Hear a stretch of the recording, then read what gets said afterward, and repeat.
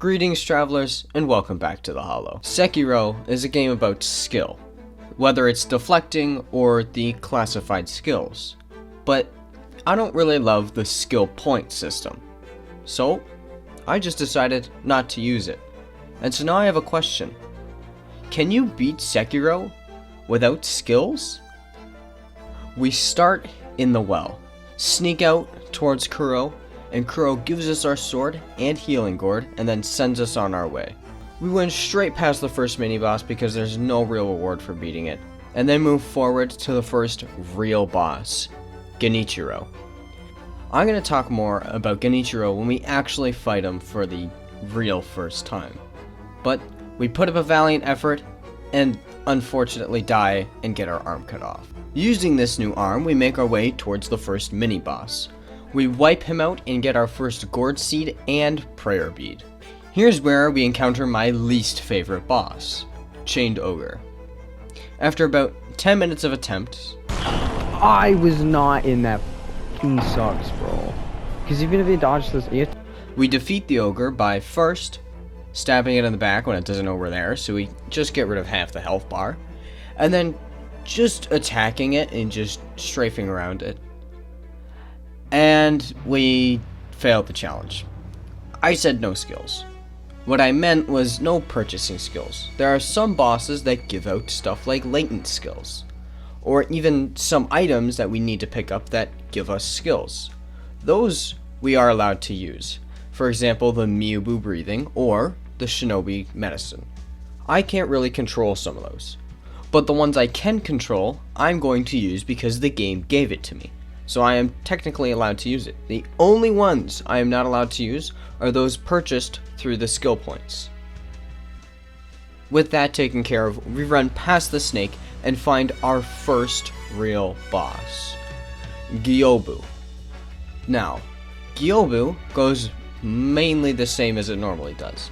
The reason being is that he's designed with the intent that you only have 1 or 2 skills by this point. So he's fairly easy, and we make it first try without even dying once. Here's where there's another complication. We are allowed to upgrade attack power, as it is not a skill, but an upgrade, along with vitality. The reason being is that vitality is in technicalities also an upgrade to Wolf himself. Meanwhile, some of the skills are I get to choose what one I want to use at what times. So it's different. I find it different, so I'm going to classify it as being different, and I'm allowed to use it. It's time to become a bull tamer. And we almost lose, but we kill it with what I believe to be 1 HP remaining, and then die to one of the enemies outside. We resurrect, and then almost get killed again before finally making it to Ashina Castle. We fight the general. He's outside, and we just kill the guys around him, and then finally fight him for his prayer bead. And now, we upgrade our vitality for the first time. Inside of Ashina Castle, we grab another gourd seed, and then go talk to Emma and upgrade our gourd. We run through, confronting the mini-boss in front of Genichiro. I usually struggle greatly with this boss, but knowing how difficult the rest of this run is going to be, I try to lock in, and I basically just sweep him. This run is shaping up to be really easy. So far, I've barely died, and the only ones I've died to the most is Chained Ogre, but that's because anyone would. So now is when all good things must come to an end. And Genichiro thought it would be him to do that, but 50 attempts, sorry.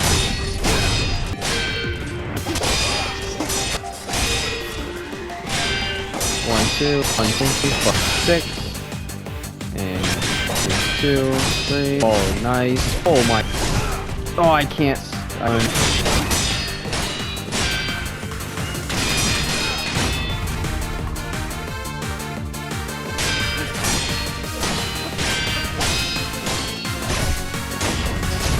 Nice. Okay.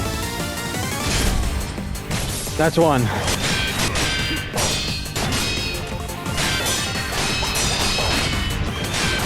2, 1.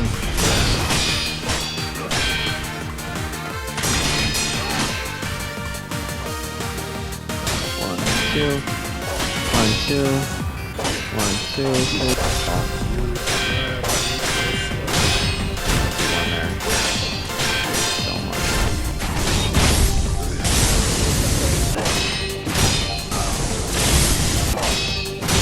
Thank you. Oh my. Oh, I'm so fucking game, bro. Alright. We gotta parry every thrust. No stepping. I gotta rewire my brain to parry them.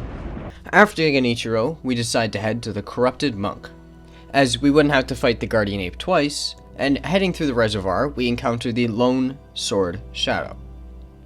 We take him out and advance onto the poison pool, where now we have to fight Snake Eyes Shagiri. This fight is normally awful, even more so this time. Without skills or prosthetics, which are mostly useless because you need more skills to make them more useful, I've yet to actually find and equip one. And this makes the fight take much longer than needed. We successfully make it through. I grab the prayer bead on top of the statue and make way to the Mist Noble. As we all know, by far the hardest boss in the game, but got lucky and got him on my first attempt. Oh, thank God we can just stealth attack on this.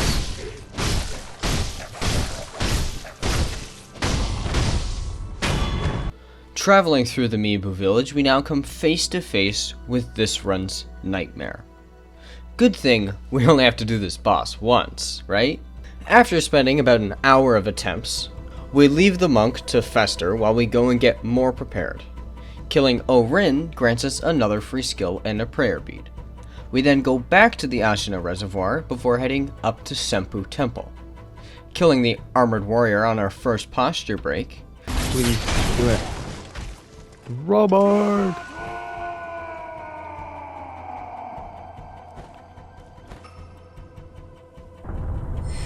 We gain his prayer bead and latent skill. Heading farther into the area, we kill the long-armed centipede for their bead.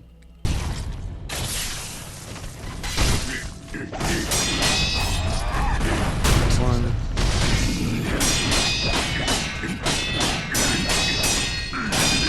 And he runs, and we go. One. There we go. Nice. Simple boss. Simple game. It's monkey time, but before we can do that, we have to do some story stuff. It's a lot of running around. Partly way through, we learn that we can actually spend our skill points. I had no idea we could do such things, but it's great to know that. I just love tag. Don't you? These monkeys certainly do. Nice. Okay. Nice. Okay. Left, baby. Alright, now I just need to catch that orange fucker. Yes! We fucking got him. Oh my god, let's go.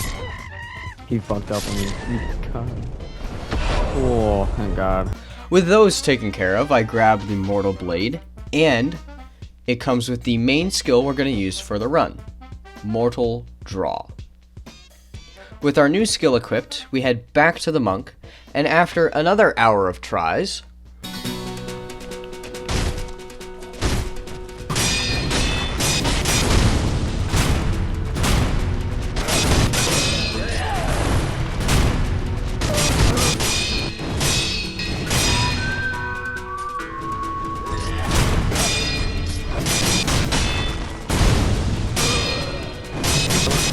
here. One, 2, 3. 1, 4, 3, 4, 5, 6, and we're done. I'm too good. I'm too fucking good. Alright, thank God we have to do that all over again. there's only one place left to go, and Sunken Valley it is. Charging through the gun fort without the umbrella is a stupid decision, but we make it through and make it to the second centipede.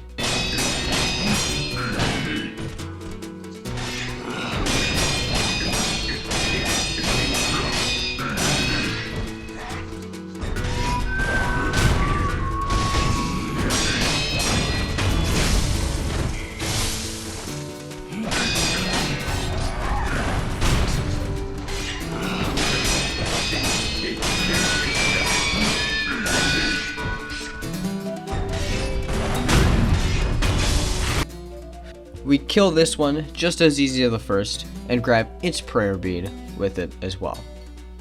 Now it's time for the guardian ape.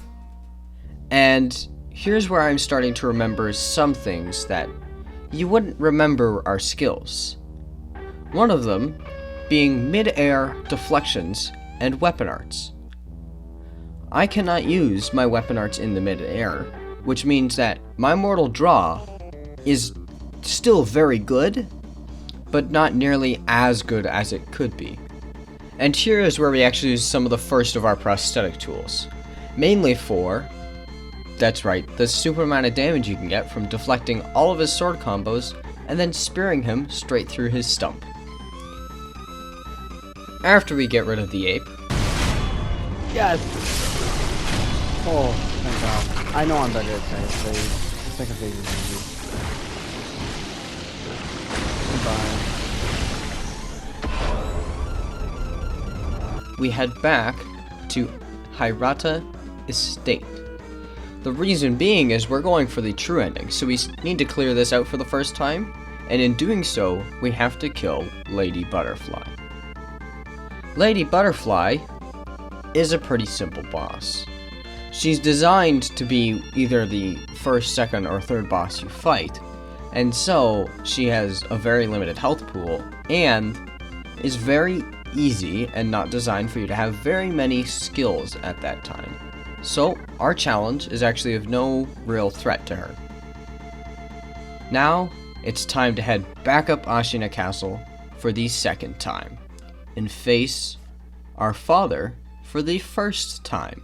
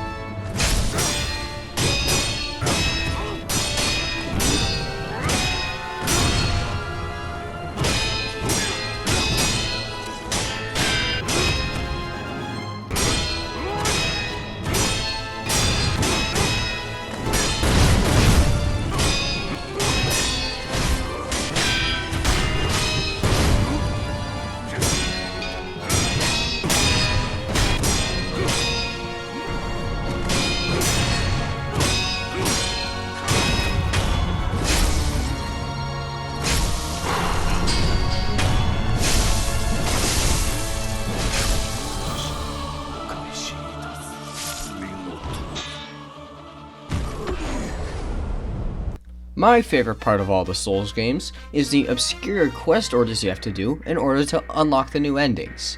So, after we go talk to Emma, go rest at an idol, go talk to Emma again, go rest at an idol, go eavesdrop, go rest at an idol, go talk to Emma, go rest at an idol, then talk to Emma, finally, we can get the bell that we're looking for, and gain access to the second version of Hirata Estate. We kill the Lone Shadow in the most fair and unintrusive way possible that is totally within the bounds of reality. No shenanigans here. We make our way through the estate and realize how underpowered we actually are without skills. Without the skills, we can't do any real counters, and any death blows we do actually doesn't recover any posture or health. Not a substantial amount anyways. After about 4 hours on Owl, we bail and go search for upgrades. I then realize that there is again another place I need to go. So, we get picked up by the big strawmen and arrive at Fountainhead Palace. The welcome committee was not very nice, so we fought them.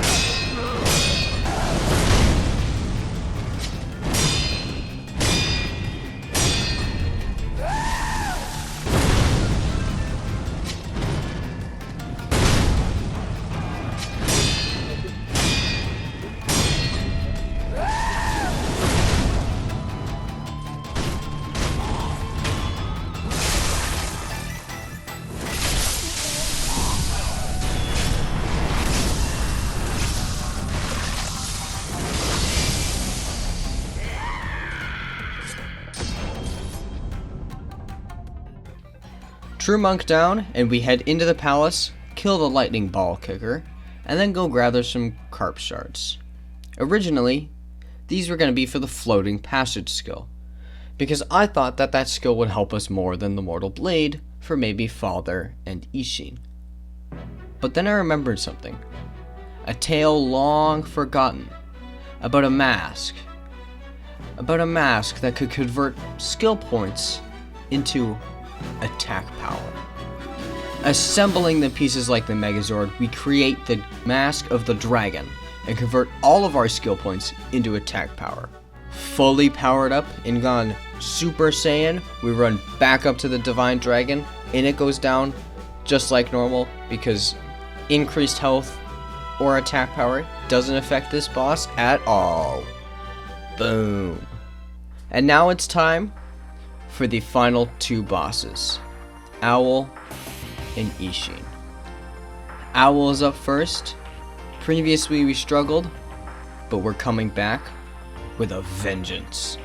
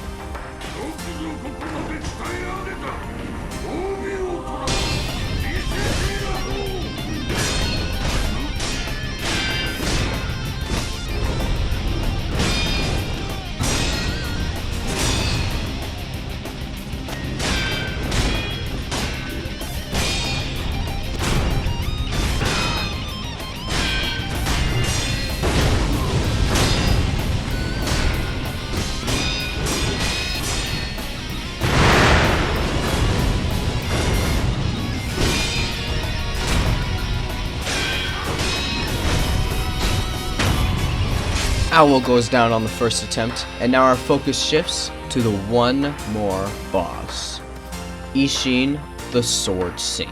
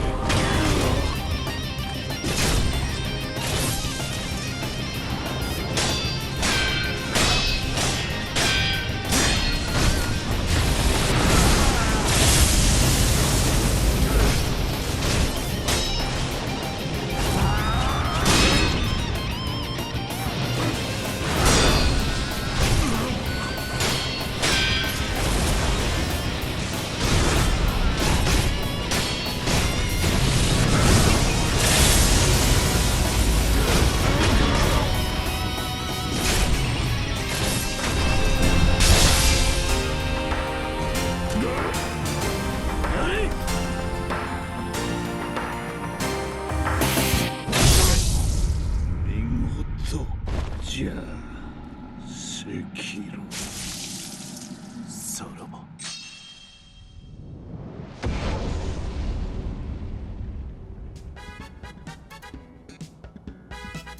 Hey, if you guys like this, or if you didn't, comment, let me know. I'm always looking for ways to improve. Make sure to subscribe if you haven't already, and like if you liked it. Also, maybe check out this video that I just posted, or even this video that YouTube thinks you'll love. Anyways, have a great day, and I'll see you guys next time.